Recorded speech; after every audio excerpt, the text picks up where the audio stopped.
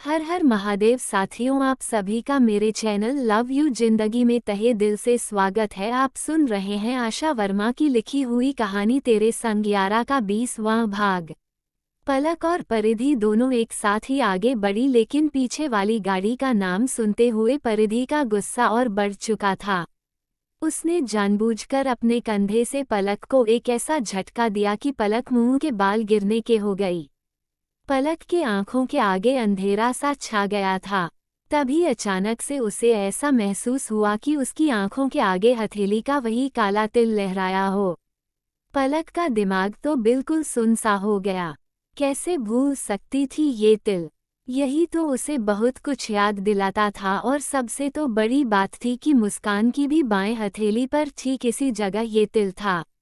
अभी वह कुछ कहती या सुनती उसके पहले उसके कानों में प्रणव की आवाज सुनाई पड़ी। Miss Palak, are you okay? Pranav ने उसे अपने दोनों हाथों से पकड़ते हुए सीधा खड़ा कर दिया था।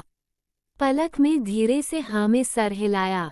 तुम अंदर चलकर गाड़ी में बैठो, मैं अभी आता हूँ। लंबे लंबे डाक भरता हुआ प्रणव सीधे परिधि के सामने खड़ा हुआ।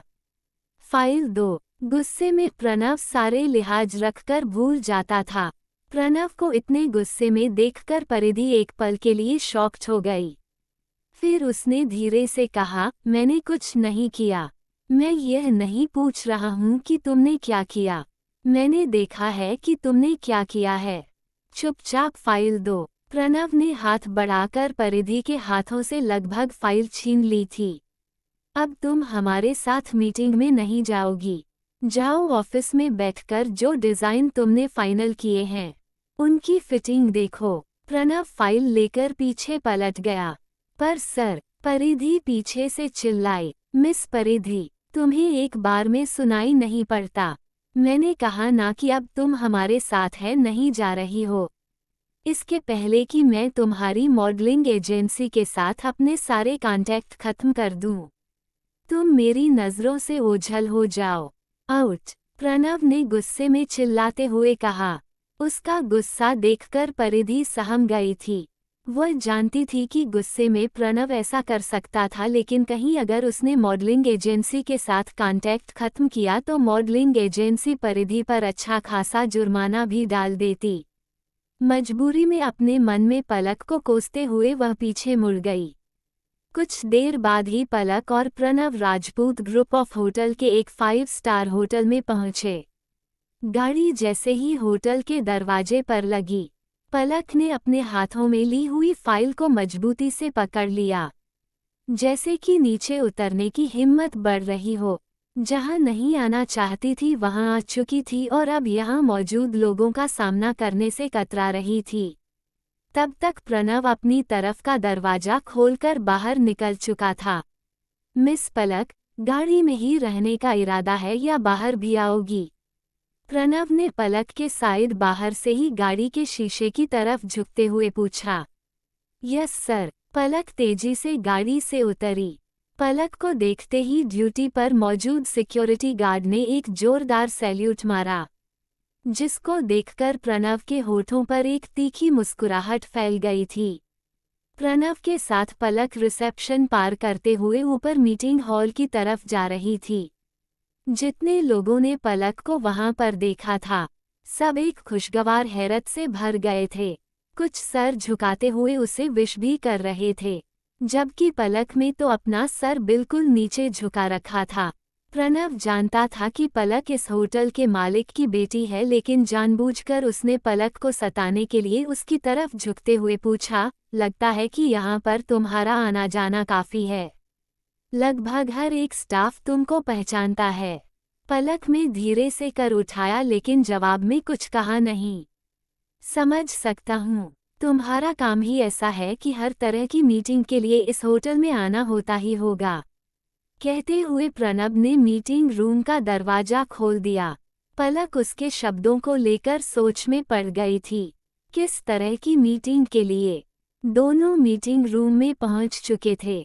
वहां और बहुत से जाने माने बिजनेसमैन थे, और उनमें अभिलाष सिंह राजपूत के साथ उसके पापा अभिनव सिंह राजपूत भी मौजूद थे। प्रणव के साथ उन्होंने पलक को देखकर एक दूसरे की तरफ देखा और फिर पलक की तरफ देखने लगे। दोनों के चेहरे इस समय एक्सप्रेशन लेस थे, लेकिन आंखों से साफ पता चल रहा था कि शायद उन्हें भी इस चीज की जानकारी नहीं थी कि पलक ने सिंह ग्रुप ज्वाइन कर लिया है। प्रणव अपनी चेयर पर बैठ गया और पलक उसके पास ही खड़ी हो गई। अभी मीटिंग शुरू होने में करीब 3 मिनट का टाइम था, इसलिए सारे बिजनेसमैन आपस में बात कर रहे थे और कुछ और के आने का इंतजार कर रहे थे। बीच बीच में पलक अभिलाष की तरफ देख रही थी, लेकिन अभिनव जी की तरफ वह जानबूझकर अपनी नज़र नहीं डाल रही थी। उसकी ऐसी हरकत देखकर अभिनव जी के चेहरे पर एक हल्की मुस्कुराहट आ गई। बेटी नाराज थी और अपनी नाराजगी इसी तरह से जता रही थी, लेकिन बिना किसी की नज़रों में आए हुए उन्होंने अपनी मुस्कुराहट अपने होठों में ही दबा ली। तभी अचानक से मीटिंग रूम का दरवाज़ा खुला। सैम मार्टिन और ली मार्टिन के साथ जेहान अफरीदी दाखिल हुआ। प्रणव को यहाँ पर मौजूद देखकर इन तीनों दोस्तों के होठों पर एक जानी पहचानी मुस्कुराहट खेल गई थी। मीटिंग के प्रोटोकॉल को तोड़ते हुए चारों एक दूसरे के साथ काफी गर्मजोशी के साथ गले मिले, लेकिन अपने दोस्तों से हाथ मिलाते वक्त प्रणव की नज़र पलक के चेहरे पर ही बनी हुई थी। वह पलक के चेहरे पर कुछ जाने पहचाने एक्सप्रेशन ढूंढना चाहता था। उसे पूरी उम्मीद नहीं बल्कि पूरा विश्वास था कि पलक इन तीनों में से किसी न किसी को तो जानती ही होगी, लेकिन पलक चुपचाप निर्विकार भाव से वहीं पर खड़ी थी, जैसे इन तीनों को पहचानती भी ना हो। और वही मार्टिन ब्रदर्स के साथ साथ जेहान ने भी कुछ ऐसा शो नहीं किया जैसे वह पलक को पहले से जानता हो। प्रणव सोच में पड़ गया, आखिर पलक के इस मासूम चेहरे के पीछे की हकीकत क्या है। दिल जो कहता था उसे दिमाग मानने से इनकार कर देता था, और दिमाग की किसी भी दलील पर दिल बिल्कुल भरोसा नहीं करना चाहता था। बेकसूर कोई नहीं इस जमाने में, बस सबके गुनाह उजागर नहीं होते। पूर्ण विराम। कौन है बेकर और कौन है गुनहगार, जानने के लिए बने रहे अगले भाग तक। तब तक के लिए वीडियो को लाइक और चैनल को सब्सक्राइब करना मत भूलिएगा। खुश रहिए, स्वस्थ रहिए, मस्त रहिए और यही यूट्यूब पर मिलते रहिए। मिलते हैं अगले भाग के साथ। हर हर महादेव।